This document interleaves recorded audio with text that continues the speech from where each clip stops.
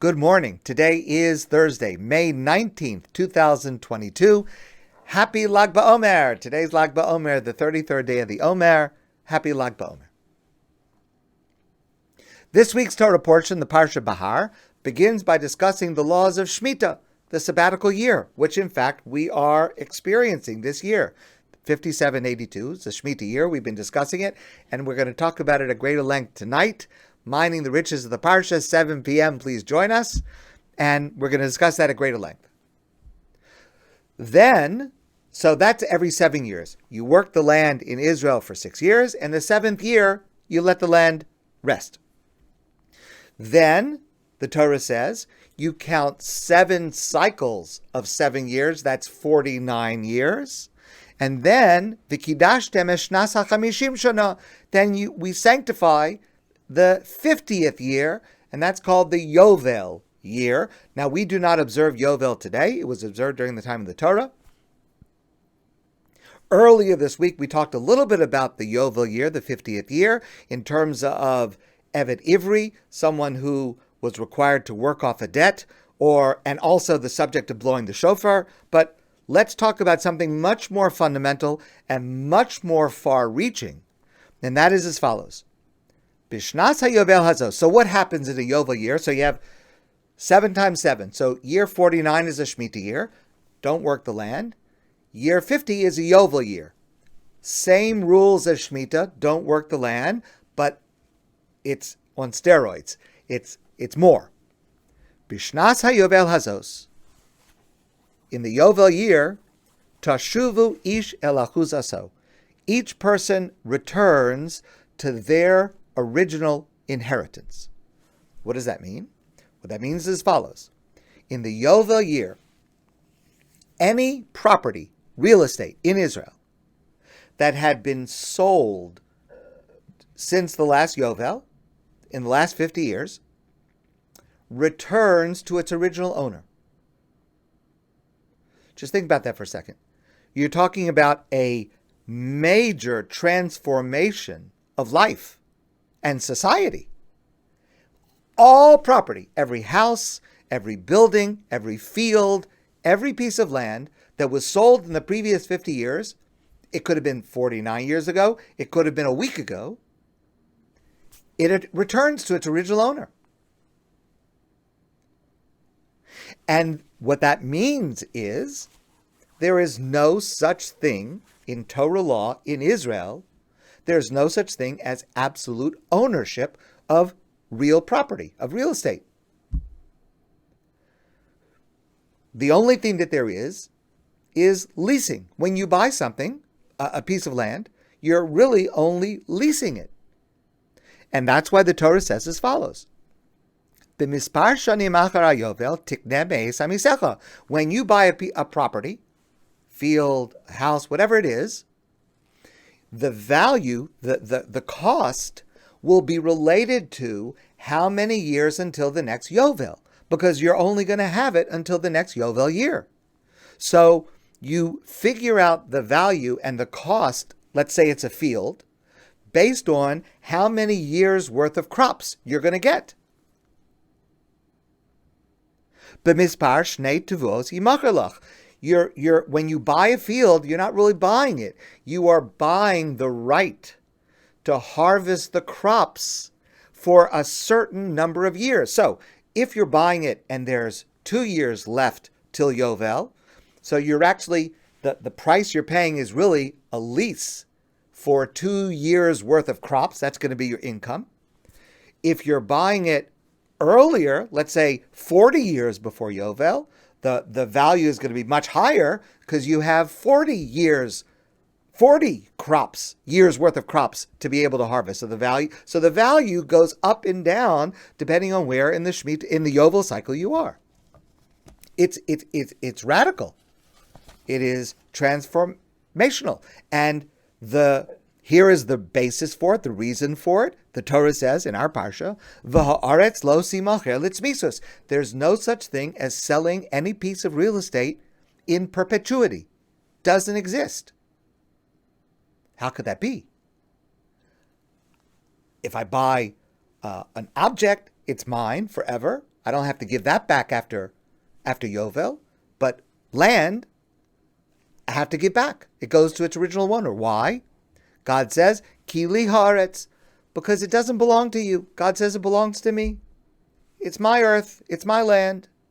Ki gerim v'soshavim atem imadi. You are, we, human beings, we are visitors. We are stewards. We are leasers, renters. We're not owners. The only owner is God. It's incredible. It's a mind-blowing concept. And this is the basis of the next mitzvah in our parsha, which also has far-reaching consequences. Ki amilcha achicha. If your brother or sister should fall upon hard times and become needy. So, if a person, again, living in Israel during biblical times, becomes needy, what do? Well, when a person becomes needy, they first have to sell off whatever they own to be able to feed themselves and support themselves. So when your fellow becomes needy, umachar me'achuzaso, and he sells his inherited property, the property that's been in his family going back for generations, he had to sell it. He had to sell his house. He had to sell his field. So of course you understand, if you sell your field in an agricultural society, if you sell your field so you can put food on the table today, this month, maybe this year, but you've lost the resource to be able to support yourself long term. So it's a trade-off. You can sustain yourself for a while, but you're going to be in trouble. If you sell your house because you need to put food on the table, well, but you still have to live somewhere, so what are you going to do? Well, you're going to maybe rent something, but if you rent something, remember, you're expending money, and it's not a resource that you're going to be able to have in perpetuity. So, of course, we understand once Yovel comes, you're going to get it back. Okay, fine, that's good. That's great. And this is a really important part of what Yovel is for, is to be able to interrupt the cycle of poverty. A person became poor, Nebuch, they had to sell their property. They won't have a way to support themselves. They're going to go into greater and greater debt and need. So we have a system, every 50 years, we reset. Everything goes back. So you're going to get your field back. You're going to get a second chance. You're going to be able to start over again. Amazing. That's incredible. But what happens if it's 10 years until Yovel? What happens if it's 48 years until Yovel? That's a long time to have to wait until you're going to get your feedback. How are you going to support yourself? So the Torah says, Uva goalo hakarov elav, your closest relative can be your goel, your redeemer. V'goal eis mimkar achiv, and one relative can redeem the property for another relative. So what that means is as follows. Let's say I'm a person, and I own property, and I become poor, so I have to sell the property. My closest relative can do an amazing mitzvah. Of course, if he or she is willing to, if he or she is able to, they can buy back that property and return it to me as an act of tzedakah. So it's costing them real money. Return it to me, and I'm going to be able to support myself again. If it's a field, I'm going to be able to plant and harvest the crops. I'll be able to continue to earn a livelihood. So my relative can do the same thing now that is only going to happen sometime in the future with the Yovel year. But of course, Yovel, it happens automatically, and nobody has to pay for it, or everybody has to pay for it. But this is a relative stepping up and saying, I'm going to put out this money, buy back the fields, and return it to you so that you'll be able to support yourself. It's an amazing, incredible mitzvah. And this mitzvah is the basis of a main element in Sefer Rus, in the Book of Ruth, that we're going to read soon on Shavuos. So let's understand how this works. The Book of Ruth begins with Naomi, who's married to Elimelech. They have 2 sons, Machlon and Kilion. They live in Beis Lechem, Bethlehem. There's a famine, and they leave. They were wealthy, respected, but they leave because of the famine. Elimelech dies. Machlon and Kilion die. Naomi is going to return because the famine is over, and she has her former daughter-in-law, Ruth, and the 2 of them are going to come back together to Israel, to Beis Lechem. But they're going to come back as paupers. They have nothing. They lost everything. And Naomi says about herself, Ani malea halachti, I left Israel full. I had a husband, I had 2 sons, I had wealth, I had prestige, people respected me. V'reika meshivani Hashem, and Hashem decided that I'm going to come back empty. No family, no money, no prestige, because people resented the fact that her husband left. He was actually a leader. Her husband left when he should have been leading and helping, but he left. Okay, so you have these 2 women, Naomi and Ruth. They come back to Israel, and they have no money. So how do they support themselves? So the Torah tells us, the book, Sefer Ruth tells us, they came back to Beis Lechem at the beginning of the barley harvest. That means Pesach, around Pesach time. They came back around Pesach time. Okay, so what does a person do in biblical times if they're living in Israel and they don't have any money and they have no way to support themselves? They have no fields, they have no business, they have no money. So there's a mitzvah in last week's Torah portion, the parsha of Emor, a mitzvah, 2 mitzvahs, Peah and Leket. So Peah means the corners of the field, Leket means the gleanings, that which is dropped. So you have an owner of a field. And when the harvest comes, number 1, the owner is required to designate the corners of the field, the 4 corners of the field, and not collect, not harvest, and leave that for the poor. Anyone who's in need can come and collect as if they are the owner. We discussed this before. And there's another mitzvah called leket. So the owner has employees, workers, who are harvesting his crops. So they're walking down the row and they're picking the, whatever it is, the tomatoes, the grapes, the cotton, whatever it is, they're picking. And poor people, so when you're picking something, you're moving down the row, and normally you drop things as you pick it and you put it into your bag, and you pick it and you put it into your bag, you keep walking. It's hard work, but a few pieces drop. So the mitzvah is the worker is not allowed to pick up what drops. He's got to leave it. If it drops, leave it. Don't touch it. And the poor people are walking behind the worker. They're making the second pass. Whatever drops, the poor are allowed to pick it up and take it for themselves. So this is how, one of the ways that people in need would support themselves, through this system. So this is what happens. We see it in action. Ruth says to Naomi, I'm going to go to someone's field and I'm going to collect in the peah and the leket. And it just so happens that the field that she goes to belongs to a man named Boaz, who happens to be related to Elimelech, Naomi's husband that died. Boaz is a nephew. Elimelech had a brother who also had died earlier, and his son is Boaz. So Boaz is the nephew of Elimelech. Okay, she goes to this field, she's collecting peah, she's collecting leket, and she comes home with a very large amount of food. So Naomi says to her, wow, you bring home so much? I didn't expect you to have such a good harvest day today. Where were you collecting?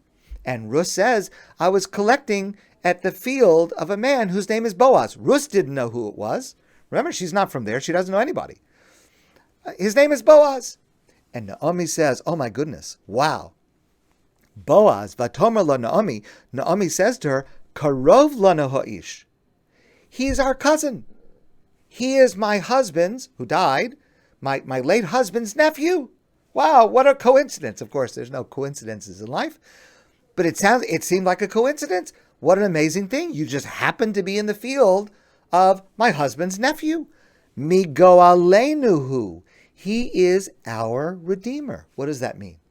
It means he is in a position that he could fulfill this mitzvah in our parsha of Geulas Karka, of redeeming the fields. Because when Naomi and Elimelech, who were wealthy, when they left, the debts that they had incurred were satisfied, their creditors were satisfied by selling off their property. So when Naomi comes back, she has nothing left because it was all sold to satisfy her debts, to satisfy the creditors. But if Boaz would be willing to do this mitzvah in our parsha of redemption of property, Boaz could, theoretically, hypothetically, buy back the fields and return them to me. And I would be able to support myself and you, and I'd be able to go on. So Naomi says, wow, this is an amazing thing. He is our relative, and he could be our redeemer. So Naomi arranges a way that Rus will raise this topic with Boaz. And Boaz says to Rus, that's a great idea. I would love to do that. There's just one little technical problem. Viata ki amnam ki goel anochi. Yes, it's true. I am a potential redeemer. However, v'gam yesh goel karov mimeni. I'm not the closest relative. So the way the mitzvah works is the closest relative has the right of first refusal. If he's not willing to do it or she's not willing to do it, then you go to the next relative. And then the next relative, the next relative. So Boaz, the fields originally belonged to Elimelech. Boaz is a nephew of Elimelech, but there's a brother, and he is referred to by the name Ploni in this narrative. Ploni is Elimelech's brother. He's closer to Elimelech. I'm just a nephew of another brother that had died. So I would love to do it, but I'm not the closest relative. But Boaz says to Rus, don't worry. Tomorrow morning, I'm going to go meet with Ploni, and I'm going to ask him, either you redeem the field, but if you're not willing to, I'll do it. So Boaz says to Rus, don't worry, I'm going to take care of it. One way or another, I'm going to do what you want. Okay, the next day, Boaz meets Ploni, and he says to him, listen, you are the closest relative to Elimelech, the late Elimelech, and you have the opportunity to buy back the fields that have been sold, and you could return them to Naomi, and she will be able to support herself. Clearly, the assumption is both Boaz and Ploni are men of substance, financial substance, that they're financially able to do this amazing mitzvah. Okay, that's really important, obviously. So Boaz says to Ploni, you're the closest relative. You have the first crack at this mitzvah. Do you want to do it? And Ploni says, Vayomer hagoel lo uchal legol. I can't do it. I pass. Okay, so once the closest relative passes, Boaz is the second closest. So Boaz says, I'm going to do it. Now it's my mitzvah. I'm going to do it. And Boaz buys back the fields that had originally belonged to Elimelech, and he returns them to Naomi. And now Naomi is no longer poor and impoverished. She has a way to support herself, and the story ends well for her. And not only that, but Boaz also marries Rus. Boaz and Rus get married, and so it ends up very, very well for Rus and for Boaz as well. And Vateled Bain, and shortly afterwards they have a child, they have a son. And that son is named Oved. And the end of the Book of Ruth is the following verse. Boaz holid es Oved. Boaz's son, Boaz and Rus, their son is Oved. Oved's son is Yishai. And Yishai's son is David HaMelech, King David. David HaMelech is the grandson of Rus. So what you see from the Book of Ruth, and really it's really a main part of the narrative, is that the structure of chesed, of acts of kindness, within the family to help one family member who is in need. And let's understand what this does on a social level. It encourages that large extended families should stay in good terms with each other, should stay close to each other, because if you need help, who are you going to turn to? Well, there's this mitzvah that you could turn to a family member to be able to get back on your feet, to have a second chance. So the narrative of the Book of Ruth is based on the mitzvah in our parsha of redemption of property. And that amazing mitzvah and the union, the marriage of Boaz and Ruth, leads to the birth of King David, which will lead to the birth and the coming of Mashiach, of the Messianic era. There's a famous statement of our rabbis in the Medrash. Amar Rabbi Ze'era. Rabbi Ze'era says, McGill Azu, this story of the Book of Ruth. Aim ba lo tuma v'lo tara, lo isa v'lo heter. There are no laws, there are no rules, there are no mitzvos. Now, the truth is, just let me put in parentheses, it's not exactly true. There are actually a number of very important legal principles that come from this work, but it's mainly not about that. It's a narrative. V'lama nichtava. Why was this work written if there are no mitzvos commanded here? L'lamdacha kamaschar tov l'gom lechasadim. This book is teaching us how much reward comes to those who act with kindness and compassion to others. Boaz acted with kindness and compassion to Ruth, to Naomi. Ruth acts with kindness and compassion to Naomi and to Boaz.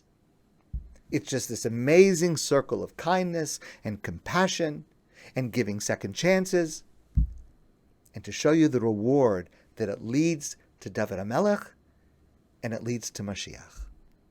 And it all comes from the mitzvah in our Torah portion, this week's Parsha, Behar. My friends, thank you very much. Have a wonderful, wonderful day. I look forward to seeing you tonight on Zoom at 7 p.m., Mining the Riches of the Parsha, and I look forward to seeing all of you soon in person.